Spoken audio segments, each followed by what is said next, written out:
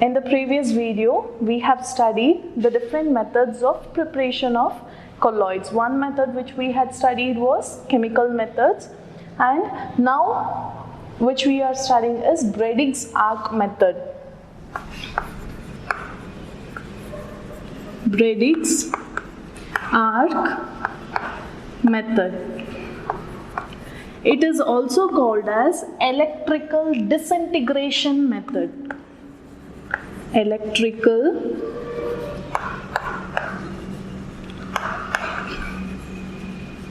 disintegration method.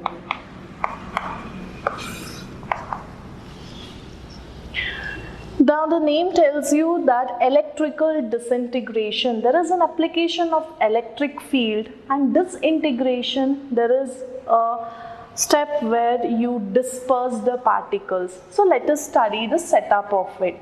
Before that, let me tell you, here we see dispersion and condensation.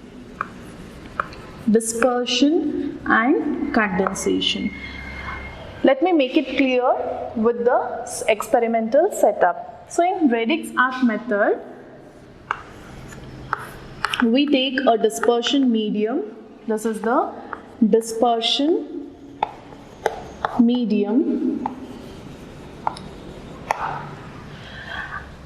The electrodes, the metals whose solution you want to prepare, colloidal solution you want to prepare, you take its electrodes. So this particular method is especially used for the preparation of colloidal solution of metals like gold, silver, platinum.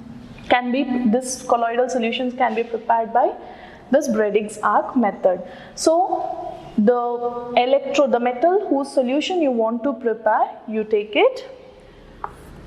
two electrodes. Electric arc is set up between the two electrodes, one positively charged and the other one negatively charged. Now this is placed in a tub containing ice. Say this is ice bath. So hope the setup is clear to you. What is it? Here we have taken the dispersion medium. We have taken the metal electrodes. Say if you want to prepare gold sol, you take gold electrodes, dip it in the dispersion medium, suitable dispersion medium. And then electric arc is struck between the two electrodes. It is placed in an ice bath. Now what happens? When the electricity is passed through the metal electrode, it gets heated up. Intense heat is produced between the two metal electrodes. Now what happens? It gradually starts vaporizing. The metal electrode starts vaporizing. Now what have you taken? One more thing is ice bath you have taken. What is this ice bath doing? It condenses the vapor into the dispersion medium. So the vapors which were produced from the metal electrodes will get condensed and it will get into the dispersion medium. So now what do you get? You have a dispersion medium in which a phase is dispersed, right? So that's nothing but colloidal solution. So this way we can prepare colloidal solutions of these metals, say gold, silver or platinum. This method is called as Bradig's arc method or electrical disintegration method. So next method is peptization. Peptization. Remember this way. Peptization. Conversion of a precipitate into colloids or colloidal solution. Peptization is the process of conversion of freshly prepared precipitate into colloids. So I have told you the condition. The precipitate must be freshly prepared. If you have a freshly prepared precipitate, then you can convert it into colloidal solution easily. Now freshly prepared precipitate, you know what is a precipitate, right? It's nothing but where the particle size is larger than colloidal particles. That is why they settle down. So those are precipitate. The particle size is very large. Now I have just told you its conversion of precipitate into colloids. How can you convert it? So the process of conversion of precipitate into colloids using suitable dispersion medium. What do you require?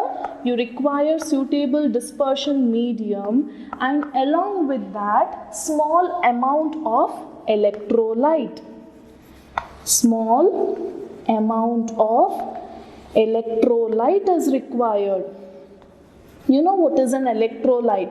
Electrolytes are those which has positively and negatively charged species which can conduct electricity. Here you have taken dispersion medium, you have taken small amount of electrolyte, you just shake with it. The precipitate is shaken with these things. Now what role it does? You know why dispersion medium is used? We require it, like that of solvent. Then what is the job of electrolyte?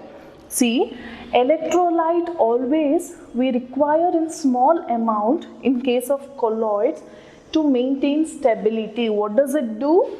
It maintains stability, and especially in this case what it does is, imagine you have taken a colloidal solution, a precipitate.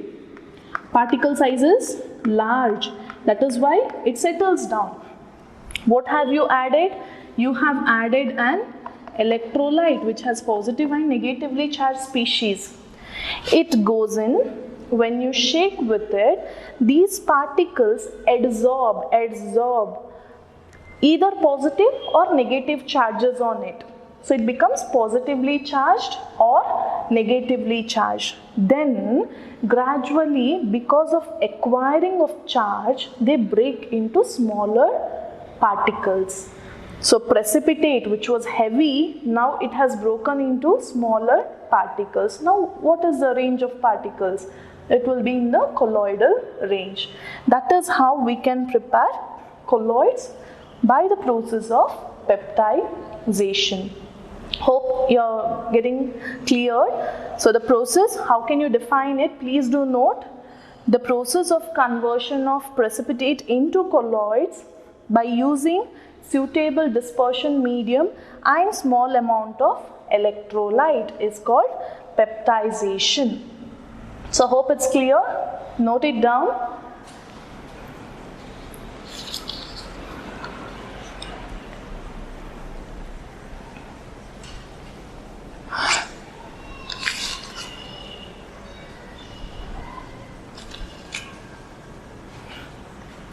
And now I have told you we use electrolyte here, right? What is this electrolyte called as?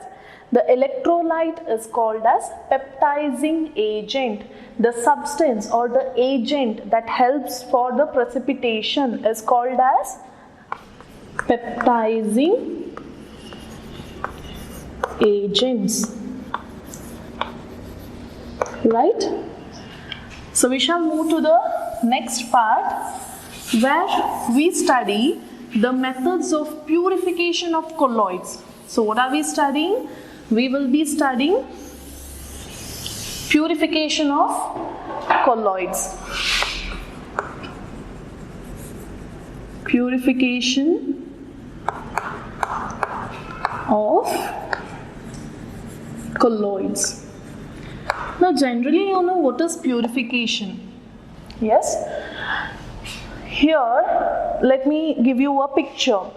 When we say colloids, I have told you we require small amount of electrolyte. But in some cases there can be presence of large amount of electrolytes which we do not want. Okay, what happens if more electrolytes are present? It gradually starts settling down. The particles starts settling down, which we don't want. We want it to be stable. We want the particles to be dispersed through the solution. So purification of colloids is defined as the process of reducing the amount of impurities and excess electrolytes, impurities and excess or large amount of electrolytes to requisite minimum. See, this term is very important. Requisite or say required minimum. Why we say requisite minimum is because we know we do not want to remove complete electrolytes. We want small amount of electrolytes. That is why when we define, we use this term requisite, required minimum. Clear? So the process of reducing amount of impurities and excess electrolytes to requisite minimum is called purification of colloids. Now, how this purification of colloids can be done? There are different methods for the purification of colloids. So the first method is dialysis. What is it? Dialysis. You might have heard this term dialysis more often. Say one general example is if a person suffers from kidney failure, then it is suggested that the person's blood has to be purified. So how it is done? It is by this process called as dialysis, where an apparatus called as dialyzer will be used to purify the blood. Now we'll see a simple setup of this dialyzer or about the process called as dialysis. For this, see, it follows the phenomenon or process of osmosis. Okay, by the process of osmosis through a membrane. Let me draw a rough diagram here. You take a membrane. This membrane can be animal bladder, or it can be a parchment paper, or it can be a cellophane sheet. Okay, this we call it as dialyzing membrane. And this dialyzing membrane can be parchment paper. It's a special type of paper where the pore size or the hole size will be very minute. Parchment paper or cellophane sheet or animal bladder can be used as dialyzing membrane. What do you take within that? You take colloidal solution. It contains colloidal particles along with the crystalloid. Crystalloid in the sense true solution particles, small particles compared to colloids. Now here is a setup where you have an inlet for water and an outlet here. You can observe there is an inlet and outlet. What are we doing?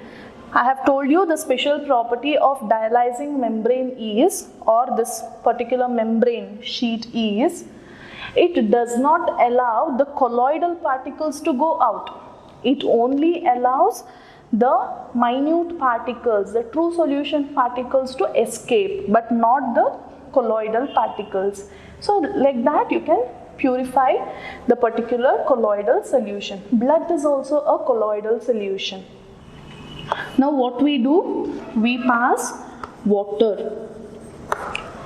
Now when this water passes through this particular membrane, the solutions, the particles which can dissolve in water gets dissolved, and now it moves out from the outlet. What moves out? Water along with crystalloid goes out. So this process can be continued for a longer time. This process is actually a slow process. It can continue for longer time until the amount of impurities and excess of electrolytes decrease to requisite minimum. This is about dialysis. So how can you define dialysis? The process of removal of impurities or excess of electrolytes using suitable membrane. Using suitable membrane by the process of osmosis. By the process of osmosis using suitable membrane. Please do note it, the definition of dialysis along with the diagram. The next method is similar to this one. It is electrodialysis. Electrodialysis. What does this tell you? Electrodialysis. Exactly same, but this particular method can be applied only when the colloidal particle contains only electrolytes. If it contains only electrolytes, then this particular method of electrodialysis can be applied. So let me show you here itself of how it can be done.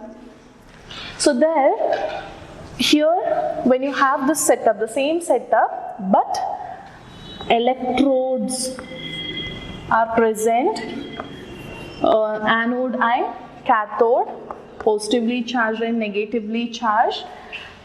Electric current is applied to the oppositely charged electrodes. And now what happens? Since if it is only electrolytes present, are you getting the point? Only electrolytes present. So when only electrolytes are present, here it's positively charged electrode. So which type of species will get attracted towards this? Negatively charged species gets attracted.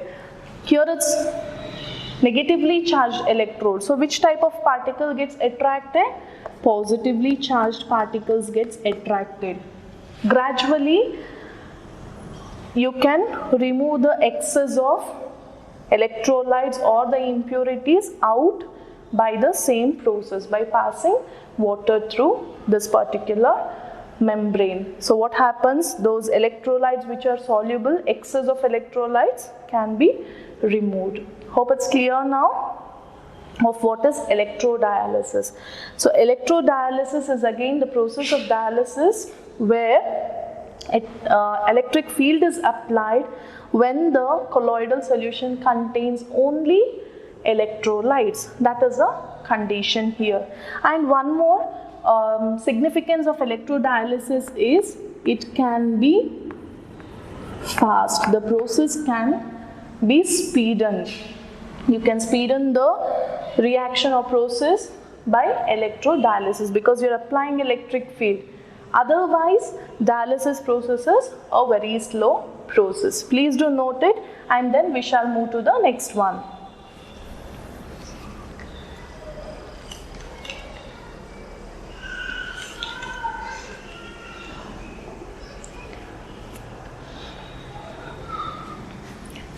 Next process is ultrafiltration. Next process is ultrafiltration.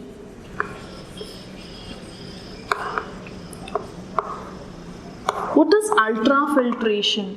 Use of ultrafilters. Okay, you have seen normal filter papers, ordinary filter papers you have seen. So we use it for filtering any solution. But the pore size in the normal filter papers will be large. When you try to purify or filter a colloidal solution, maybe the colloidal particles also can be removed. But we don't want that to happen. We need a special type of filter paper. So we use ultra filters. What do we use? We use ultra filters. Now how do you get ultra filters or ultra filter paper? We use a solution called as colloidal solution. Very important, you should be knowing the composition of this as well. Colloidal solution. What is a colloidal solution? Colloidal solution is 4% of nitrocellulose, 4% of nitrocellulose in the mixture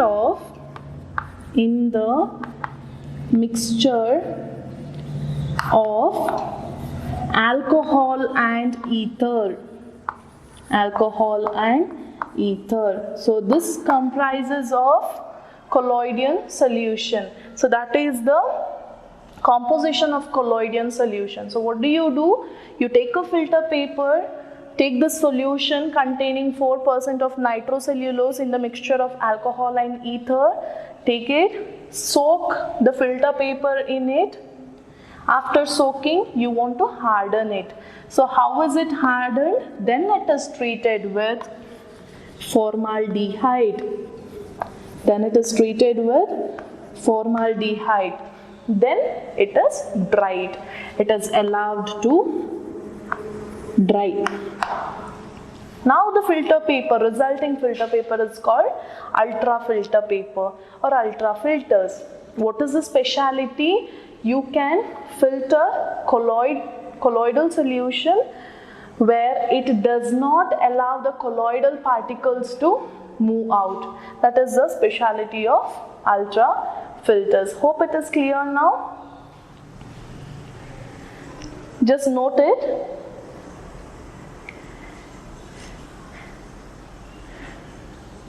And then one more point is, it is a slow process. It is a slow process and hence pressure has to be applied. If you want to fasten the process, then pressure has to be applied or suction has to be applied so that the process can be fastened. And now after separating the colloidal particles, what can be done? Colloidal particles. Now you have got the colloidal particles separated. You can treat it with some new dispersion medium or suitable dispersion medium so that you will get a new colloidal solution. Hope you have noted it. Now let's move on to properties of colloids. Now we have studied purification of colloids. Next, moving on to properties of colloids. We shall study what kind of properties these colloidal solutions show. The first very important property which we study is colligative property.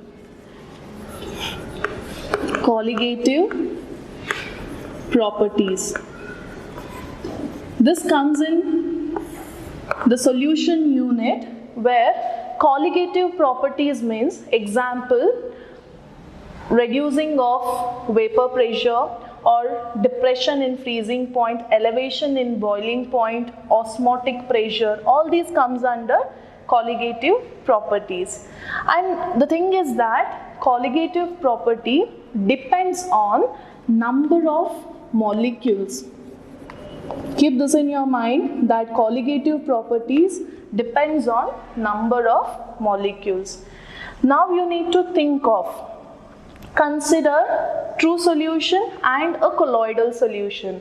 So true solution, take an example of salt solution. You know that the particle size is very small compared to colloidal solution. In the colloidal solution, the particle size will be comparatively larger than true solution, yes? Now just think which contains more number of particles, whether it is true solution or whether it is colloidal solution. Obviously, true solution will contain more number of particles, yes? So when it contains more number of particles, the order of the colligative property will be higher compared to colloids. So in general, we can say colloids show smaller order of colligative properties compared to true solution. This is what we study under colligative properties. And the second one, a very important property of colloids is Tyndall effect. Tyndall effect. So this effect was first studied by Faraday. Faraday observed this particular phenomenon or this effect, but in detail the study was carried out by Tyndall, and hence it is named after him, called as Tyndall effect. What actually happens here? Imagine there is a source from which the light beam will be passed. It will be focused to the length. So say from the source the light beam comes out this way. When it is passed through a colloidal solution, you have a colloidal solution taken, and if it is observed through ultra microscope, how can we observe it? Here we can see that when you consider true solution, in true solution, say if you observe in the direction of transmitted light, it appears to be clear and translucent. But if the same is observed through ultra microscope, then you see that that space is opaque. Now let us see in colloids what happens. In colloids also, the transmitted light, through the transmitted light when you observe, it seems to be clear. But when it is observed at right angles, then you see that a bluish kind of color can be seen. This is what Tyndall explained. Then he gave a picture that the colloidal solution has the property to scatter light in all the directions. So you have a picture of colloidal solution now, right? Where you know the particles are dispersed. When the particles are dispersed, it can scatter the light in all the directions. So how can you define Tyndall effect? The effect in which the colloidal solution scatters light in all the directions is called Tyndall effect. Remember this term when you hear the Tyndall effect, it's scattering of light in all the direction by the colloidal solution. And here you observe a cone here of shape. Cone. This cone is called as Tyndall cone. What is it called? It's called as Tyndall cone.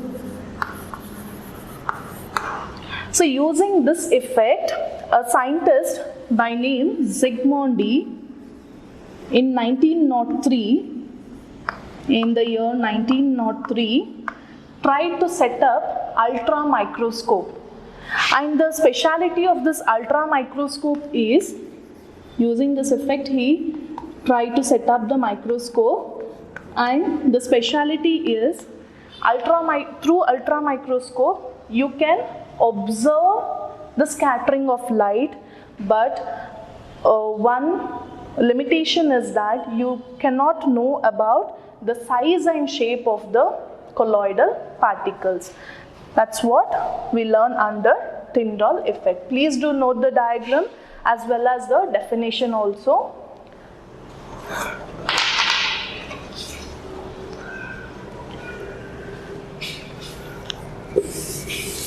Let me tell you the conditions. Now, since I have explained you what is Tyndall effect, we need to know the conditions. If the effect has to be seen, then what is the condition? Two conditions are the diameter of the particles must be greater, diameter of particles must be greater than the wavelength of light. This is very important. Greater than wavelength of light used. This is one condition. Why? If suppose the diameter of particle is very less, can the light strike it? No. So you will not observe the scattering of light. Finally, you will not be able to observe Tyndall effect. Yes. So diameter of particles must be greater than wavelength of light used. Next one is refractive indices, refractive index you have studied, so refractive indices of dispersed phase medium, dispersed phase and dispersion medium must have large difference in their magnitude. So their magnitude must have large difference. If these conditions are satisfied, yes, you can observe Tyndall effect.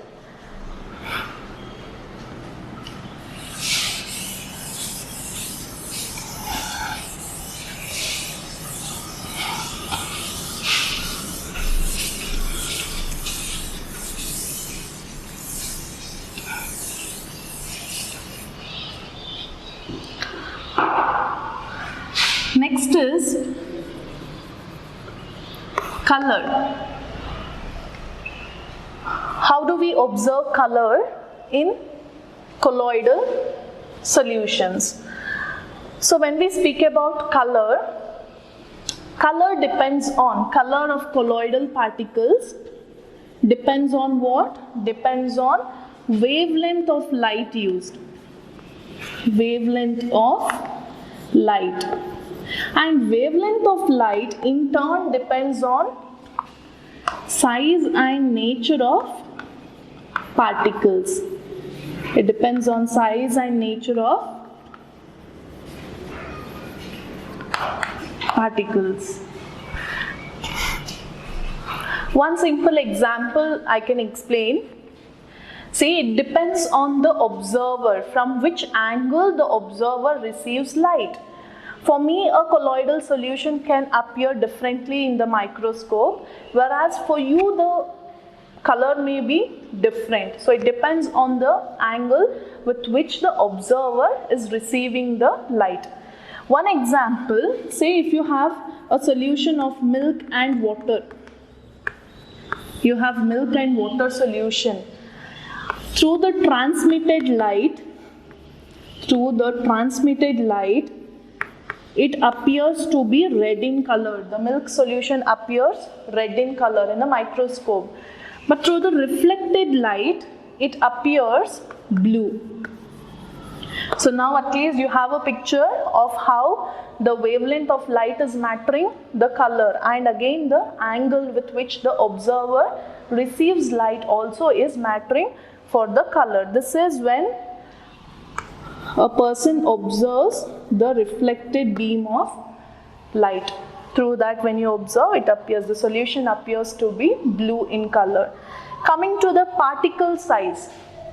See, fine gold soul, fine gold particles, fine in the sense very minute gold particles, its color will be red. As the particle size gradually grows, you can see that it is purple in color. And further, when the particle size increases, then finally it appears to be golden. Again, see, the color depends on wavelength of light. Wavelength of light is depending on size and nature of the colloidal particle. So that is what we study under color of colloidal solution.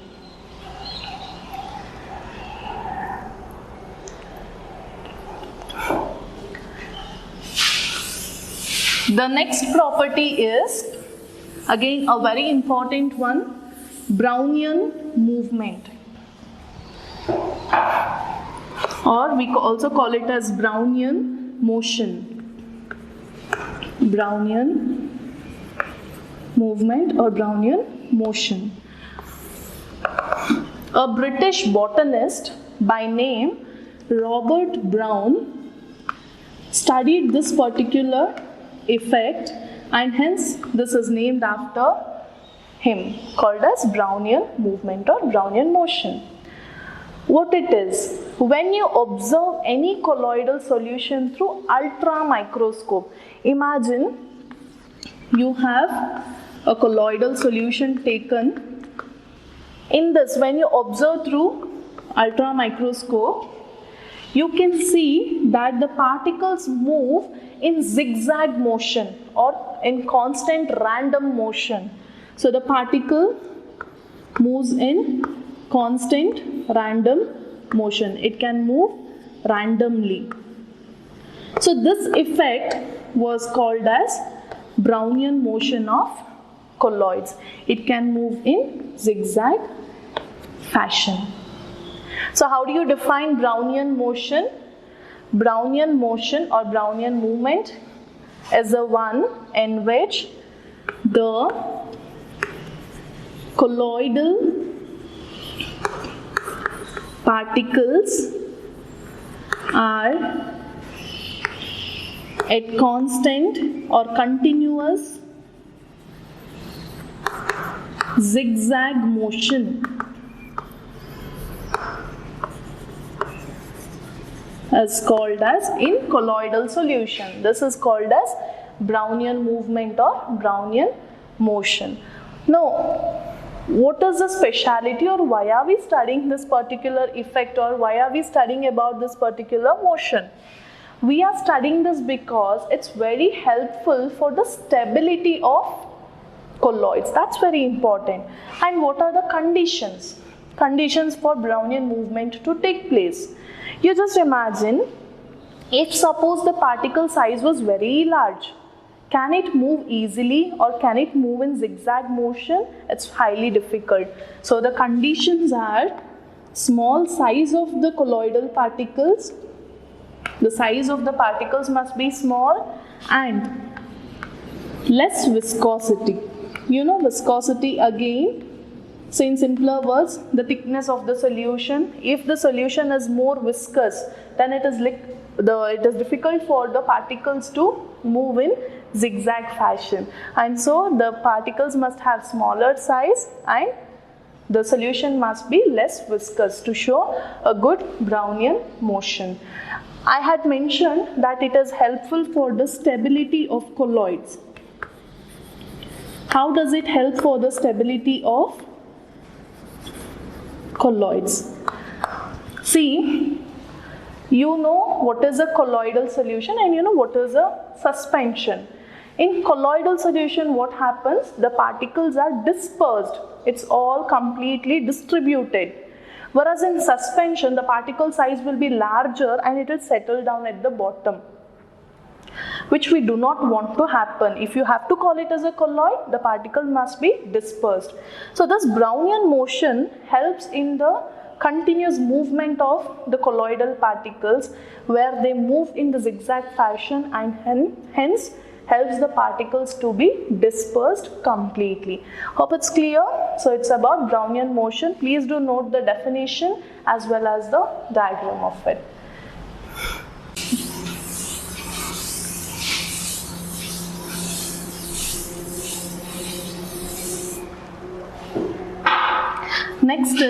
Next property is charge of colloids or charge on colloids.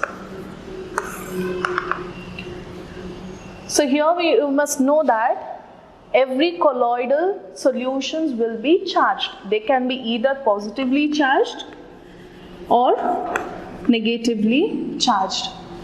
So how do they acquire the charge? That is also again a question, but you need to know in the beginning that colloidal particles are always charged. Example for positively charged colloids can be metal oxides, basic dyestuffs like methylene blue, basic dyestuffs, or it can be hemoglobin also or blood. These are examples for positively charged soles or colloids. Negatively charged soles examples can be metals or metal sulfides, acid dyestuffs, and the other examples can be starch, gum, gelatin, etc. So what does this tell you? It is telling you that the colloidal particles are always charged. Now let us see how they acquire charge. So the acquiring of charge can be by different methods. The one way how it can acquire charges, it can be by electron capture during electrodispersion. During electrodispersion, the electrons can be captured, because of which it can acquire positive or negative charge. The other one can be preferential adsorption. Preferential adsorption of ions, or formation of double layer, formation of electrical double layer. Now we will study of how this preferential adsorption of ions actually takes place. For this we need to consider an example. Consider you have silver nitrate solution and potassium iodide solution. So what you do, you have potassium iodide solution taken. To this you are adding silver nitrate solution. So the resultant precipitate which will be formed is silver iodide. Now what the silver iodide does is, this solution, the precipitate which is formed, will adsorb one of the ions from the solution. So if it adsorbs I minus ion, then the soul becomes negatively charged. Now you call that the soul is negatively charged. We'll consider one more condition. If suppose you have silver nitrate solution and to this you are adding potassium iodide solution now. Again the precipitate will be silver iodide itself, but it is preferring to adsorb positively charged ion. So now it becomes positively charged soul. Positively charged soul. Let me consider the example of this one and explain you of how the layers are formed. Here the definition of the double layer is very important. I had mentioned about electrical double layer, where imagine this is silver iodide precipitate in the solution. So which ion does it adsorb? It adsorbs iodide ions from the solution. So I minus ions which gets adsorbed forms a layer around it. And this layer which is formed is called as fixed layer. It's called as fixed layer. The layer will be fixed, it doesn't move. Now what happens after it has acquired or adsorbed a negatively charged ion now, it tries to attract a counter ion. Counter ion in the sense, oppositely charged ion. So the oppositely charged ion is K plus here. So it attracts K plus ion. So what happens here? It has attracted K plus ions, which results in the formation of a new layer now. This layer which has been formed, which is new, is called as diffused layer. One is a fixed layer and the other one is diffused layer. And this fixed layer and the diffused layer formed is called as Helmholtz electrical double layer. Helmholtz electrical double layer. So what's Helmholtz electrical double layer? It is fixed layer and diffused layer formed together is called as Helmholtz electrical double layer. So now you know one is positively charged and the other one is negatively charged. Yes. So there can be potential difference between them. They have potential difference now. That potential difference between positively charged and negatively charged layer is called as zeta potential, or it's also called electrokinetic potential. Please do note it. What is zeta potential or what is electrokinetic potential? The potential difference between the fixed layer and the diffused layer is called as Helmholtz. It's called zeta potential or electrokinetic potential. So we'll study the further concepts in the next video. Thank you.